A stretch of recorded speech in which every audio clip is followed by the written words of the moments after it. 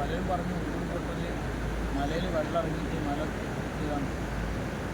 എന്തോ ഒരു പ്രപഞ്ച പ്രതിഭാസം അല്ലെങ്കിൽ അള്ളാഹുവിൻ്റെ ഒരു വലിയൊരു പരീക്ഷണമാണ്. കാരണം മല ദൂരത്തുനിന്ന് കാണുമ്പോൾ ഒരു ചെറിയൊരു പൊട്ടിപ്പൊളിച്ചിലെ കാണുന്നതെങ്കിലും ഈ താണ്ഡവമാടിയ ഈ പുഴയിലൂടെ, പുഴയല്ലത്തിന് കൈത്തോടായി, പക്ഷെ ഇതൊന്നൊരു സമുദ്രമായി മാറി. എന്തിൻ്റെ പാറക്കല്ലുകൾ വലിയ മലകൾ ഒലിച്ചു വന്നു. ആ മല ഒലിച്ചു വന്നതിൽ ഒരുപാട് വീടുകൾ, ഭവനങ്ങൾ, സ്കൂളുകൾ, കെട്ടിടങ്ങൾ, എന്നുണ്ടാ അതിൻ്റെയൊക്കെ അവശിഷ്ടം പോലും കാണാനില്ല. ആ കാണുന്ന ഗവൺമെൻറ് ഹയർ സെക്കൻഡറി സ്കൂൾ വരെയാണ്, അതുവരെയാണ് ഉരുൾപൊട്ടലിൻ്റെ ഭീകരത. അങ്ങോട്ടും വെള്ളത്തിൻ്റെ എന്താ പറയുക,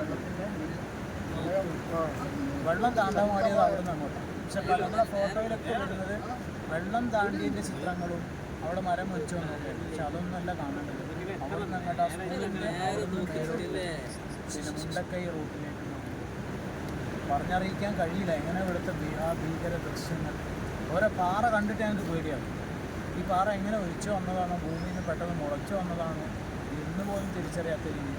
ഇപ്പോൾ വളരെ പതുക്കെ ഒഴുകിക്കൊണ്ടിരിക്കുന്ന വെള്ളത്തിൻ്റെ ശബ്ദം തന്നെ ഭീകരമാണ്. ആ ഒഴുക്ക് തന്നെ ഭീകരമാണ്. അപ്പോൾ ഇതിൻ്റെ അടിയിലൊക്കെ എത്ര എന്തൊക്കെയാണെന്ന് അറിയാൻ പറ്റും. കിട്ടിയ ശരീരങ്ങളൊക്കെ കുറച്ച്, പക്ഷെ കിട്ടാത്തത് പലതും. ഒരു 5-6 ട്രെയിനുകളും ഇറ്റാച്ചികളും വന്ന് മാറ്റിയാൽ പോലും മാറാൻ വാശി പിടിക്കുന്ന മത്സരങ്ങളും പാറകളും അവിടെ പിന്തുകൂടി കിടക്കും. എങ്ങനെ വിവരിക്കാൻ ഒരിക്കലും കഴിയില്ല. പലരും ഇവിടെ എത്തിയിട്ടില്ല. എല്ലാവരോടും പറയാനുള്ളത്, ഇങ്ങോട്ടൊന്ന് വരിക, ഈ ദുരന്തം ബാക്കി വെച്ചത് നേരിൽ കണ്ടാൽ തന്നെ നമുക്ക് പഠിച്ച റബ്ബിനെ എത്ര സ്തുതിച്ചാലും മതി. ബാക്കിയുള്ള ചിത്രങ്ങളൊക്കെ നമുക്ക് വീഡിയോയുടെ കിട്ടിയാൽ നമുക്ക് വളരെ കുറച്ച് മാത്രം.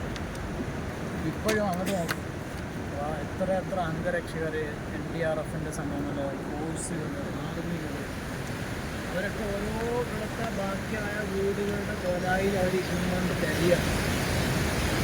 കുറേ തെരയും, ഒരറ്റം കാണാതെ അല്ലെങ്കിൽ തെരച്ചിലും പ്രതീക്ഷയില്ലാതെ എങ്ങനെ കിട്ടാൻ ഈ കല്ലിൻ്റെ അടിയിലൊക്കെ കിട്ടാൻ അങ്ങനെ നിരാശരായി ഇരിക്കുന്നവരുണ്ട്.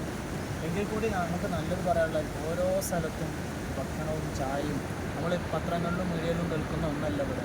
എല്ലാ സ്ഥലത്തും നമ്മുടെ കേരള സർക്കാരിൻ്റെയും മറ്റ് സംവിധാനങ്ങളും സംഘടനകളും പ്രസ്ഥാനങ്ങളും രാഷ്ട്രീയ പാർട്ടികളും എല്ലാം ഉൾപ്പെടുന്നു. നമ്മുടെ SYSൻ്റെ സാന്ത്വനം വോളണ്ടിയേഴ്സാണ് ഇവിടെ.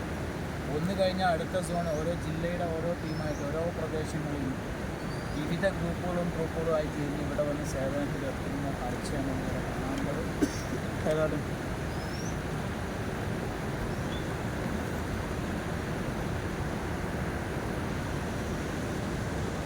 ഇപ്പം എല്ലാവരും ഒന്ന് വന്ന് കാണാം. പറഞ്ഞു കഴിഞ്ഞു.